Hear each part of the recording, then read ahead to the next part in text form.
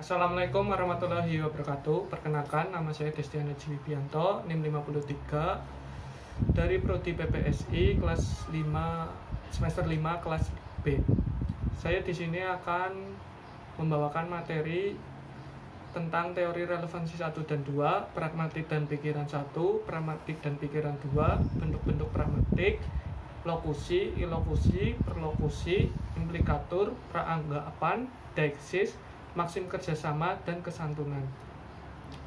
Yang pertama, teori relevansi 1. Teori relevansi yaitu teori yang harus dipenuhi penutur dalam melakukan percakapan supaya maksud dari ujarannya dapat tersampaikan dengan jelas dan mudah tersampaikan kepada pendengar atau mitra tutur. Dan untuk memahami maksud secara implisit dibutuhkan kognisi dan dari penutur dan mitra tutur supaya nyambung dalam percakapan tersebut. Teori relevansi 2. Teori relevansi dikemukakan oleh Speber dan Wilson dengan dasar pemikiran bahwa komunikasi bergantung pada kognitif. Keberlangsungan komunikasi berjalan seiring dengan bagaimana prinsip relevansi ini dimanfaatkan.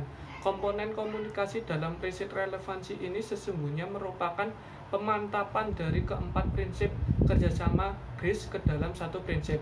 Prinsip tersebut harus dimiliki oleh setiap partisipan percakapan dengan berasumsi bahwa penutur lain telah berusaha bersikap serelevan mungkin.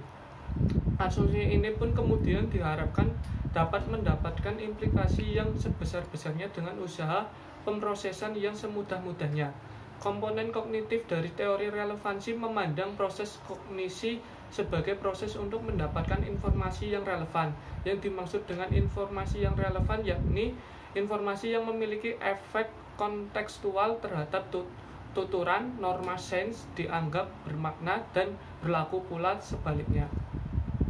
Ciri-ciri teori relevansi yang diajukan oleh Speber dan Wilson dibagi menjadi 3, yaitu yang pertama kaidah-kaidah eliminasi entry logika konsep-konsep, yang kedua peran deduksi dalam memahami ujaran, yang ketiga konsep fungsional konfirmasi.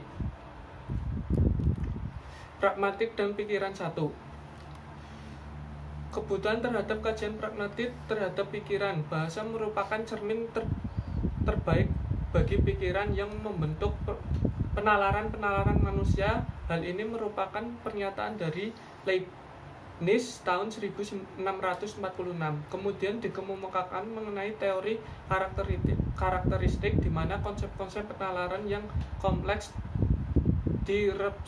direpresentasikan dengan menggabungkan simbol-simbol yang ditempatkan pada konsep-konsep yang sederhana. Apabila dicermati lebih mendalam, karakteristik universal ini sangat mirip dengan sistem logika formal yang tentunya di dalamnya terdapat kaidah-kaidah logika. Operasi pikiran untuk melihat pemahaman pikiran dilakukan dengan cara mengkaji partikel-partikel linguistik, sehingga dari sini dapat kita tarik pada hakikatnya Leibniz memahami hubungan bahasa dan pikiran mirip dengan logika formal. Pragmatik dan modularitas. Modularitas pikiran merupakan pandangan penggunaan bahasa mendasari pendekatan modul terhadap pragmatik. Asumsi yang dibahas dalam modularitas ini meliputi asumsi representasi, komputasi, dan organisasi. Teori modularitas tersebut dinyatakan dan dipertahankan oleh Kaiser. Ia mengungkapkan bahwa pragmatik dan pikiran memiliki rumusan besar, yaitu modul pragmatik, sistem sentral, dan bidang pemisah. Menurut pendapatnya, modul pragmatik menyebabkan pemrosesan sintaktik dan semantik yang akan menghasilkan daya literal. Rumusan kedua tentang sistem sentral, Kaiser menghubungkan dengan modul persepsi visual, modul pikiran, dan modul kognitif. Kaiser juga mengatakan bahwa dalam hubungan pragmatik dan pikiran terdapat bidang pemisah merupakan ekspresi indeks dan praanggapan. Pragmatik dan pikiran 2.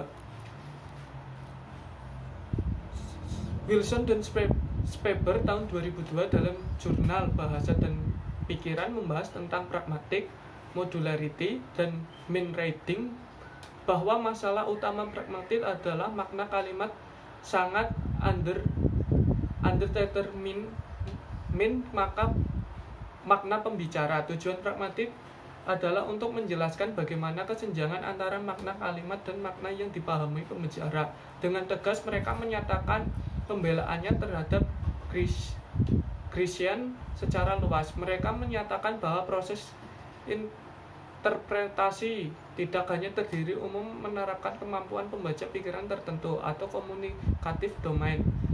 Sebaliknya, ia melibatkan berdedikasi pemahaman modul dengan prinsip-prinsip dan mekanisme tersendiri. Bentuk-bentuk pragmatik. Bentuk pragmatik berdasarkan fungsi tindak tutur. Yang pertama lokusi, yang kedua ilokusi, yang ketiga perlokusi. Bentuk-bentuk pragmatik berdasarkan implikatur. Yang pertama implikatur konvensional, yang kedua implikatur percakapan. Bentuk-bentuk pragmatik berdasarkan rujukan atau referensi.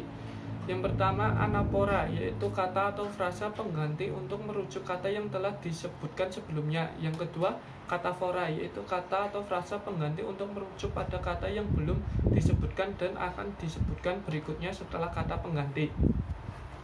Bentuk-bentuk pragmatik berdasarkan prinsip kerjasama. Yang pertama maksim kuantitas, yang kedua maksim kualitas, yang ketiga maksim hubungan, yang keempat maksim cara. Bentuk-bentuk pragmatik berdasarkan prinsip kesopanan. Yang pertama maksim kebijaksanaan, yang kedua maksim penerimaan atau kedermawanan, yang ketiga maksim kemurahan atau pujian, yang keempat maksim kerendahan hati, yang kelima maksim kesepakatan atau kecocokan, yang keenam maksim kesimpatian. Bentuk-bentuk pragmatik berdasarkan peranggapan. Yang pertama peranggapan semantik, yang kedua peranggapan pragmatik. Lokusi, lokusi, dan perlokusi.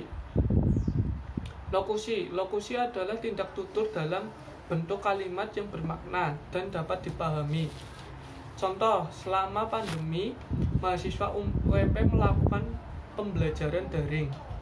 Ilokusi adalah tindak tutur yang biasanya diidentifikasikan dengan kalimat performatif dan eksplisit. Ilokusi juga dapat dikatakan satu bentuk ujaran yang tidak hanya berfungsi untuk mengungkapkan atau menginformasikan sesuatu juga untuk melakukan sesuatu tindakan. Contoh, pembelajaran daring tidak efektif membuat mahasiswa tertekan. Perlokusi adalah tindak tutur yang dapat mempengaruhi mitra tutur. Contoh, mahasiswa program studi pendidikan bahasa dan sastra Indonesia tertekan akibat pemberian tugas online. Implikatur adalah maksud yang tersirat dari apa yang diujarkan. Implikatur konvensional adalah implikatur yang diperoleh langsung dari makna kata, bukan dari prinsip percakapan atau dalam kata lain sebuah kalimat menjelaskan kalimat sebelumnya yang memiliki sebuah hubungan makna. Contohnya yaitu pada kalimat tidak usah dilarang, Dian memang keras kepala. Dari kalimat tersebut dapat dilihat bahwa secara konvensional Dian dan keras kepala memiliki suatu hubungan yang memiliki sebuah makna bahwa Dian sulit sekali diatur. Implikatur percakapan adalah implikasi pragmatik yang tersirat di dalam suatu percakapan. Di dalam komunikasi, tuturan selalu menyajikan suatu fungsi pragmatik, dan di dalam tuturan percakapan itulah terimplikasi suatu maksud yang tersirat fungsi pragmatik lain yang dinamakan implikatur percakapan. Artinya dalam sebuah pernyataan menginformasikan bahwa sebuah kalimat mengartikan sebuah makna secara tidak langsung namun dapat dipahami oleh orang lain. Contohnya yaitu pada percakapan berikut. Ibu, hujan segera turun, jemuran masih di luar. Andin, baik Bu, Andin akan segera mengangkat semua jemuran itu. Dari percakapan di atas, kalimat yang diucapkan ibu merupakan sebuah informasi yang bermaksud menyuruh Andin untuk mengangkat semua jemuran karena sebentar lagi akan turun hujan. Peranggapan yaitu suatu ujaran atau asumsi yang mengandung makna tersirat dalam tuturannya.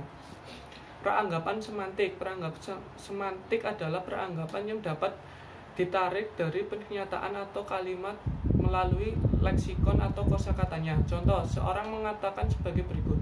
Dodo telah berhenti merokok. Dari kata yang dipakai dalam pernyataan itu terkandung beberapa peranggapan, yaitu yang pertama, Dodo selama ini biasa merokok. Yang kedua, Dodo tidak merokok lagi. Peranggapan pragmatik adalah peranggapan yang ditarik dari berdasarkan atas konteks ketika suatu kalimat atau pernyataan itu diucapkan. Konteks di sini dapat berupa situasi, pembicara, lokasi, dan lain-lain. Contoh, pada suatu waktu datang seorang teman laki-laki ke rumah Tono. Tono adalah seorang direktur suatu perusahaan. Tono pun mempersilahkan tamu itu untuk masuk dan duduk di ruang tamu. Tamu ini ternyata teman Tono ketika sekolah di SMA. Dia bernama Santo yang sampai saat ini belum bekerja. Sambil duduk, Santo mengatakan, "Santo, aku merasa capek sekali karena berjalan kaki terlalu jauh, tidak ada kendaraan." Tono segera ke belakang mengambil air minum dan ia mempersilahkan Santo meneguknya. "Silakan minum, Santo." Dari percakapan di atas dapat diketahui bahwa ketika Santo bercerita tentang proses sampainya ke rumah Tono, Tono beranggapan 1. Ada sesuatu yang diminta oleh Santo. 2. Santo ingin minum. Selain itu, berdasarkan percakapan di atas dapat diketahui peranggapan semantik kalimat tamu ialah 1. Santo merasa capek. 2. Tidak ada kendaraan di jalan. Dalam hal ini tampak perbedaan antara peranggapan semantik dan peranggapan pragmatik. Deiksis yaitu istilah kata atau frasa yang menunjukkan sesuatu di luar bahasa, dapat berupa kata kerja dan kata ganti. Deiksis ada 3 macam, yaitu yang pertama deiksis orang atau persona, yaitu deiksis yang merujuk kepada orang atau suatu status sosial seseorang. Yang kedua deiksis waktu, yaitu deiksis yang menunjukkan pada waktu dalam sebuah percakapan. Yang ketiga deiksis ruang, yaitu deiksis yang merujuk tempat atau lokasi sebuah percakapan. Maksim kerjasama yaitu prinsip yang menekankan pada adanya upaya kerjasama yang terjalin antara penutur dan mitra tutur dalam sebuah percakapan. Maksim kerjasama ada 4, yaitu maksim kuantitas, yaitu kondisi di mana lawan berbicara berkontribusi secara cukup dalam pembicaraan dengan pembicara. Selanjutnya maksim kualitas, yaitu setiap pembicara yang dilakukan harus mengatakan yang sebenarnya sesuai dengan fakta yang ada. Yang ketiga maksim hubungan, yaitu setiap pembicara yang terjadi harus memiliki hubungan atau relevan antara pembicara dengan lawan pembicara. Yang keempat maksim cara, yaitu suatu pembicaraan antara pembicara dan lawan bicara dilakukan secara jelas dan langsung, tidak ada unsur ambigu atau tidak jelas. Ya, sekian penjelasan dari saya. Mohon maaf bila ada kekurangan. Wassalamualaikum warahmatullahi wabarakatuh.